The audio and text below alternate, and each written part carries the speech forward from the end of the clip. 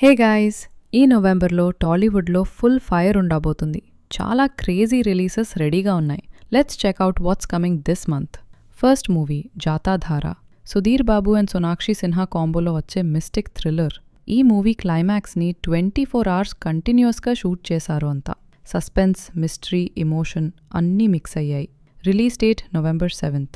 This one looks totally different from routine cinema. Next the girlfriend. Rashmika Mandanna lead రోల్లో toxic relationship పైన base అయిన story.